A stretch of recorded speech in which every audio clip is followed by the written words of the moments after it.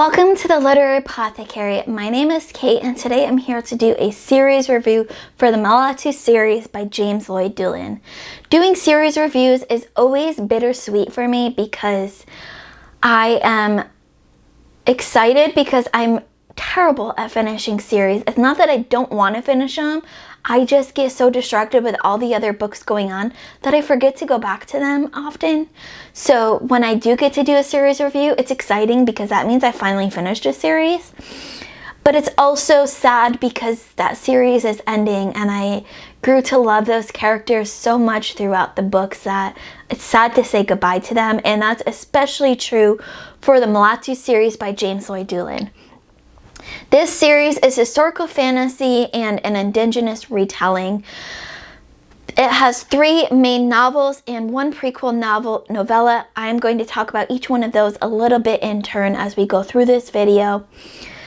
It is a story of survival and fighting for one's nation and beliefs.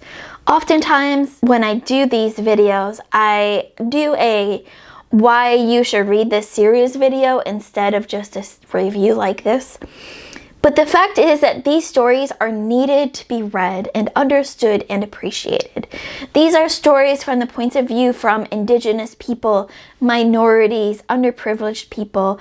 These voices need to be heard, and Dullin brings them to life in such a loud, impactful, and moving way. I will be talking about these books in chronological order where they come in the story.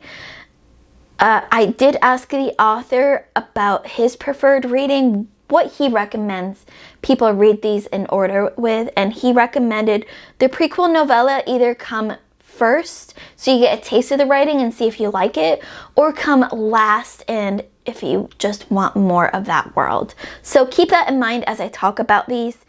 Also keep in mind, I said this is an indigenous retelling, and while I still stand by that, at the end of one of these books, I think it was book 1, No Heart for a Thief, there's a note from the author saying that this isn't meant to represent just one indigenous story, just the indigenous story in the US, but really all indigenous stories come about in very similar ways. And so this is kind of a larger manifestation of indigenous retellings, but it's very reminiscent of the US indigenous stories. And so if you're thinking that while you're reading these stories, you're on track. Just keep in mind that it's supposed to represent kind of all indigenous retellings.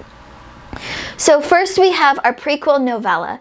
This is titled Don't Bloody the Black Flag, and this comes 200 years before book 1 in this series, No Heart for a Thief. A spoiler-free description of this novella: the fight for peace is often a war. To end nearly a century of war plaguing Nia, a clan of nomads plans to bring leaders from the 4 nations together. They task a young water dancer named Isala to deliver a missive to a northern general, her estranged mother, and convince her to join the enclave. However, there are those who would do anything to defend their war from the threat of peace. After living a life sheltered from the violence, Isala will have to choose between her principles and shedding blood for the good of her people. Now, some things that I appreciated and loved about this prequel novella is what incredible moving story of just how far someone is willing to go for peace. Dullin's ability to tell a fictional tale in a fantasy setting and make it feel 100% real is beyond what a lot of authors can do, but especially in such a short form as a novella. And the ability to bear this story's heart and yet still have moments of humor really reigns true for Don't Bloody the Black Flag. Now, let's talk about book 1, the first main book in this series. That's titled No Heart for a Thief. Like I said, this is the official book 1 of the series. It was the first book that was released in the series, so it was where a lot of people entered this series from, including myself. Spoiler-free description for No Heart for a Thief.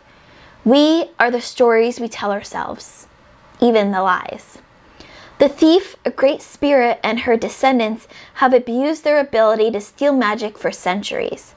When Kalo starts to hear the song of other people's magic, he must learn to hide from his people, as well as the invaders. A gift or a curse, Kalo must be able to save his people from the Gauche Empire that claimed their land with this stolen magic.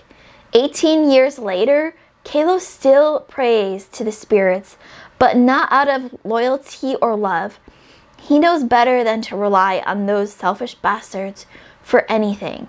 While hiding in the forest from his foolish act of rebellion, he encounters a girl, Tayan, being pursued by 2 soldiers of the Empire. Against his better judgment, he risks facing the consequences of his past to intervene. When Tayan attempts to run off, seeking vengeance for her family, he offers to train her to wield her magic and a blade. If he can't convince her to relinquish her need for vengeance and stave off the demons of his past, he's going to get them both killed. Now, things that I appreciated about this book, and really the story, and the series and story in itself, this had fantastic storytelling weaved in with a magic and belief system that drew me in instantly. I could not stop thinking about this book and this series, really. The magic and belief system were engaging, and I was equally drawn to both timelines and wanted to be stuck in both worlds while reading, and that's true for all 4 of the books. I just wanted to stay in this world. No matter how violent it was, I love this world so much, I just wanted to stay there. Book 2 is titled No Safe Haven, and this pretty much picks up where book 1 left off. I won't go into spoiler-free summaries for books 2 and 3 because that will give away slight spoilers for book 1. So let's just jump to things that I appreciated and loved about No Safe Haven. This book immediately grabbed me by the heart and never let go. I loved seeing the characters develop here. It kept me engaged and interested the entire time, and our characters were so rich and full of life and realistic. I loved the way that the setting interacted with the characters and almost became a character on its own. The atmosphere changed per the point of view, which was great because sometimes the same setting was felt or meant something different to different characters and their experiences or purposes. Dullin's storytelling skill is on high display in No Safe Haven. Now, the 3rd and final book in this series that just came out last month in June is Only a Grave Will Do. I just did a spoiler-free review for that on my channel, so I will link that in the description below also, as well as any videos I've done talking about this series. Only a Grave Will Do picks up about where we left off in book 2, again, same style. Things that I appreciated and loved about Only a Grave Will Do. This book hurt so much to read, but it was so heartbreakingly beautiful. This was the perfect ending for these characters and this story. I couldn't have imagined it in any other way. This book was written for no one but these characters, and it felt like something special getting to view this. I was completely 100% swept away in this story. It was written with such emotion and care and heart. I loved it all. Even though it was devastating and heartbreaking, like I said, I couldn't imagine it ending in any other way. And this book was a beautiful, heartbreaking end to the series.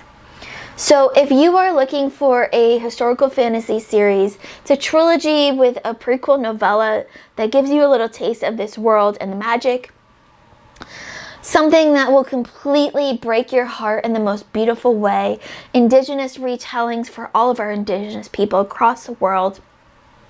I highly, highly recommend picking up Malitu series by James Lloyd Dullin. I think there's some kind of, they're all available on Kindle Unlimited. I will post links down below to all their pages. I highly recommend this book. I was a little hesitant when I read book 1 because there were some things about Kalo that didn't quite jive with me, but the further I read in the series, the more I fell in love, and now I highly recommend it to anyone looking for indigenous retellings, historical fantasy, all of those good things.